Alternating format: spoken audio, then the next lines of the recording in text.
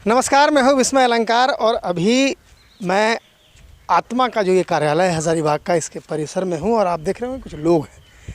ये वो किसान हैं जो आस तूफ़ान के बाद इनकी माली हालत कहें बहुत ख़राब हो चुकी है, क्योंकि जिस तरह से तूफ़ान ने तबाही मचाई, इनके पास इस तरह से जमा होने के अतिरिक्त कोई विकल्प नहीं बचा। क्यों यहाँ पे जमा हुए हैं, क्या दिक्कत हुई? दिक्कत है सर कि हम लोग ने जो खेती गर्मी का फसल लगाया था, गर्मी को देखते हुए हम लोग सब एक नंबर ज़मीन में लगाते हैं। और ये मई महीना जब से पड़ा है तो बेमौसम बारिश हो रही है और यास जो चक्रवात है वो अलग से तबाही मचाया। वो तबाही इतना भयानक मचाया जिसका अंदाज़ा हम लोग किसी को नहीं था, ना सरकार को था। सरकार को तो था कि इतना मचाएगा, लेकिन उससे 5 गुना 10 गुना ज़्यादा मचा दिया। यानी जो भी किसान जो अपने खेत में जो भी फसल लगाया वो ना बाज़ार ले जा सका, ना अपना खा सका, सारा का सारा वहीं सड़ गया। तो उसी के किन किन फसलों को सबसे अधिक नुकसान पहुंचा? सबसे ज़्यादा यहाँ पे हज़ारीबाग में आप जानते हैं कि हज़ारीबाग में सबसे अव्वल खेती होता है टमाटर का।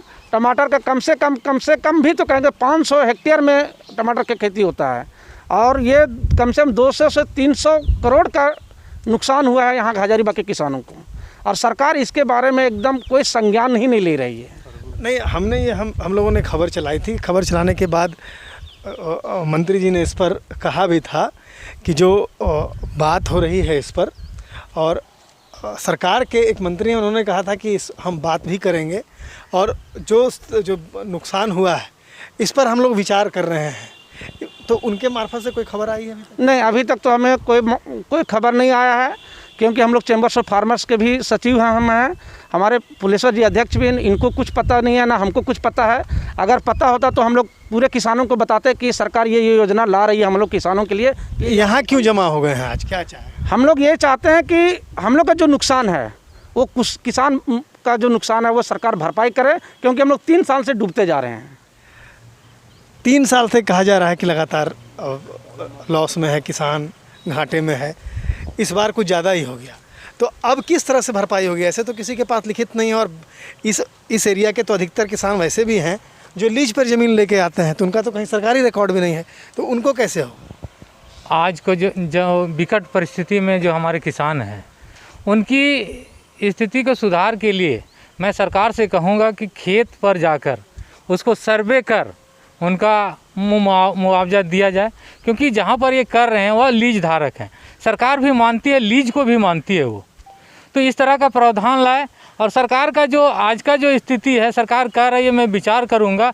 विचार आज 8 महीना पहले हमने धान दिया और आज तक भुगतान नहीं हुआ। और केसीसी यदि हम लेते हैं बैंक से, वो तुरंत उसका ब्याज चालू होता है। आप बता सकते हैं कि यदि अगला जो धान हम दिए उसका पैसा नहीं मिला, अब अभी हमें धान भी लगाना है और ये जो आस चक्रवात का जो समस्या आया है, और किसानों क्या करे, लास्ट में यही होगा कि आत्महत्या करेगा, क्योंकि कर्जा पर ही कर्जा जा रहा है। और इस पर हम लोगों ने देखिए, एक समाधान वो भी नहीं है कि हम आत्महत्या कर लें। तो किसानों के साथ हम मिल कर के सरकार से यह एक संदेश पहुंचाएं कि हम लोगों को एक ऐसा बनाया जाए कि हर साल कभी आस आ जाता है, कभी चक्रवात आ जाता है, कि हर साल कोई ना कोई एथी से हम लोगों को कभी ओलावृष्टि हो जाता है।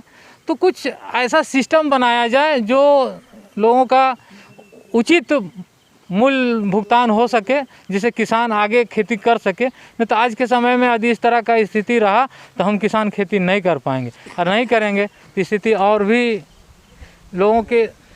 तो स्थिति ये है कि किसान अगर नहीं करेंगे तो आत्महत्या को मजबूर हो रहे हैं।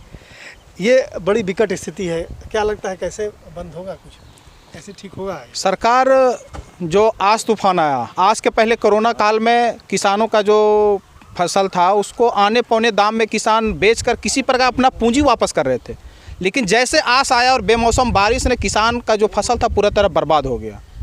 जिससे किसान के पास आपने कितने एकड़ में खेती की, क्या हमने हुआ? धनिया जो इचाक धनिया के नाम पर पूरे जिले में, पूरे राज्य में, दूसरे राज्य में जो इचाक के धनिया का महक पहुंचता था वो 1 से 1.5 एकड़ में हमने धनिया का फसल लगाया था, जबकि हमने 5 रुपये का भी धनिया नहीं बेचा और पूरा बर्बाद हो गया। कितना का लागत कितना का था? लागत 60,000 रुपये का था और धनिया कम से कम बिकता तो 1.5 से 2 लाख रुपये होता।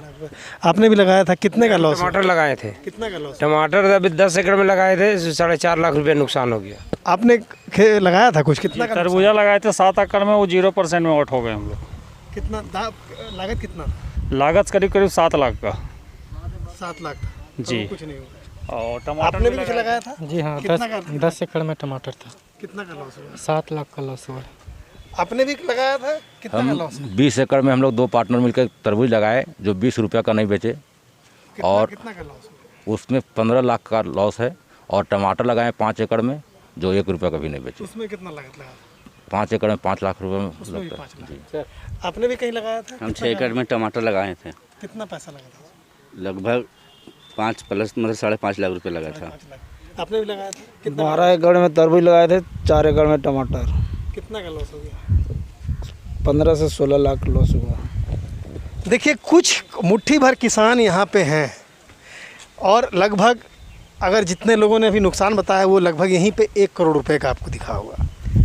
अंदाज़ा लगाइए कि हजारीबाग पूरा वो क्षेत्र, वो हजारीबाग जो पूरे भारत में तीसरा सबसे अधिक टमाटर उत्पादन करने वाला क्षेत्र है। ये चतरा और हजारीबाग को ले लें तो होता है। इस इलाके में कितना नुकसान हुआ होगा? एक मुट्ठी भर किसान, यहाँ गिने चुने किसान हैं, इनको अगर जोड़ दें तो इनसे ही 1 करोड़ से अधिक की रकम यहीं पे हो जा रही है जो इनका नुकसान हुआ है। तो पूरे हजारीबाग, चतरा, इन सब इलाकों में जो नुकसान होगा वो कितना बड़ा होगा। सरकार को थोड़ा सा तो इस ओर कुछ करना ही चाहिए। बड़े आस में ये लोग हैं, यास ने तो इन्हें तबाह कर ही दिया है। विस्मय अलंकार, लगातार.in के लिए। न्यूज अपडेट के लिए आप हमारे चैनल को सब्सक्राइब करें।